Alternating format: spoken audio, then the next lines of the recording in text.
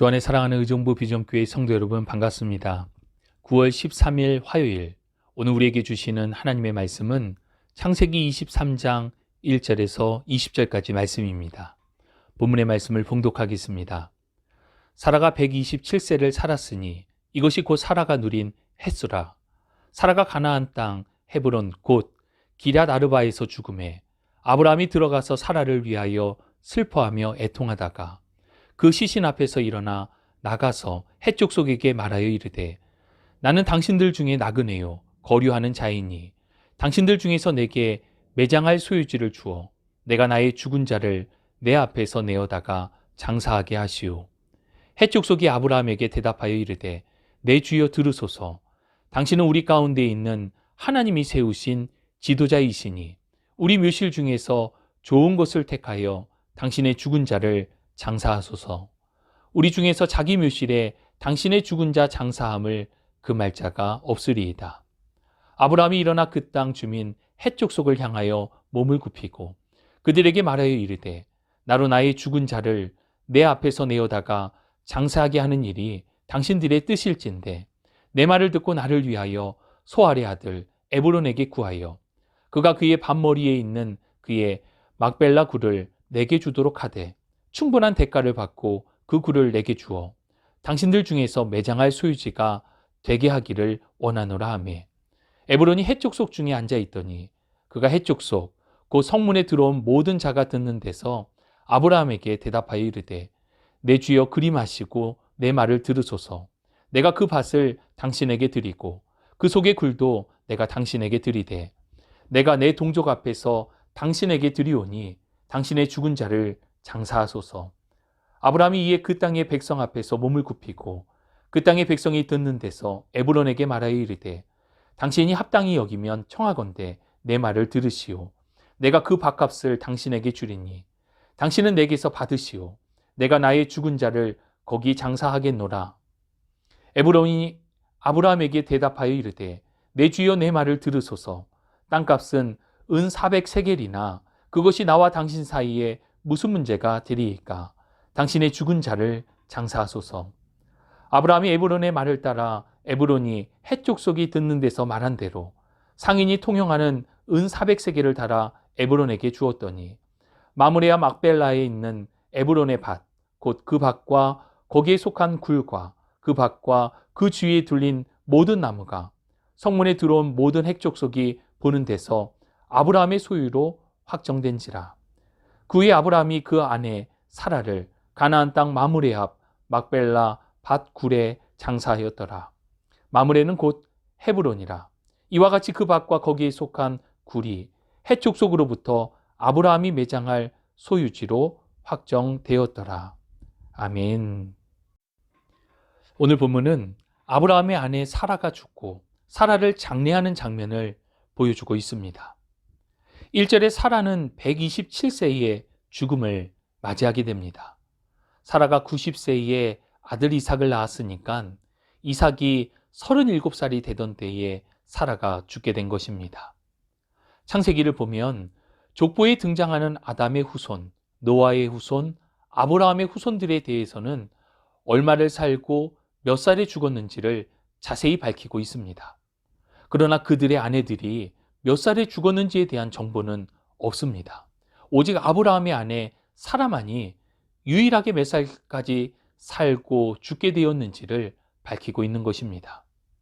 이것은 아마도 창세기 17장 15절로 16절에 사라의 이름을 여러 민족의 어머니라는 뜻의 이름인 사라로 바꾸어 하나님께서 복을 주셨기 때문일 것입니다. 그런데 오늘 본문을 대하면서 특이할 만한 것은 사라의 죽음 그 자체에 대해 집중하기보다 사라가 묻히게 되는 땅에 대한 이야기가 세부적으로 다루어지고 있다는 것입니다. 사라가 묻히게 되는 막벨라 굴과 그 땅을 아브라함이 어떠한 경위로 사게 되는지에 대해서 구체적으로 설명해 주고 있습니다. 이것이 중요한 이유는 훗날 사라를 비롯하여서 아브라함, 이삭, 리브가, 레아, 야곱이 이곳에 묻히기 때문입니다.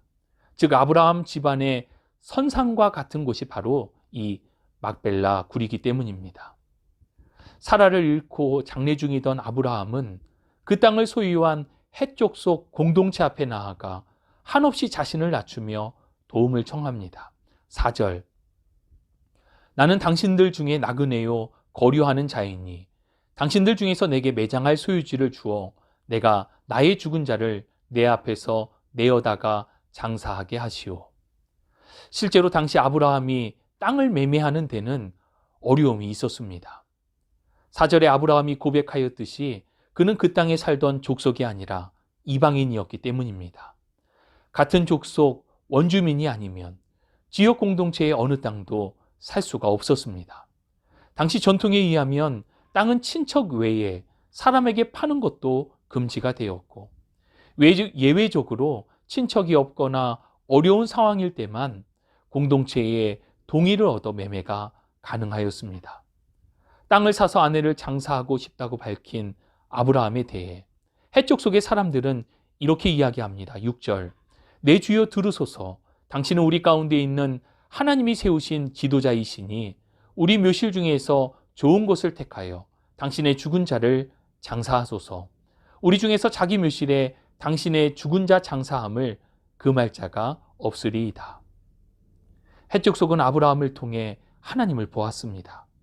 하나님께서 그와 함께 하심을 통해 큰 복을 주심을 알았고 그런 아브라함과 좋은 관계를 계속해서 유지하고 싶다는 표현을 하고 있는 것입니다. 해쪽 속의 대표들은 아브라함에게 호의를 베풀며 아브라함이 원하는 땅을 주겠다고 합니다. 이에 아브라함은 막벨라 굴이 있는 땅을 충분한 값을 치르고 사겠다고 이야기하지만 그 땅의 주인 에브론은 오히려 아브라함에게 그 땅을 공짜로 주겠다고 이야기합니다. 아브라함은 에브론의 호의에 감사하면서도 땅의 값을 치르고 사겠다고 이야기합니다. 그러자 그 땅의 주인 에브론은 땅의 가격이 은 400세겔이라 밝히고 아브라함은 그 값을 모두 치르고 그 땅의 소유를 확정하게 됩니다.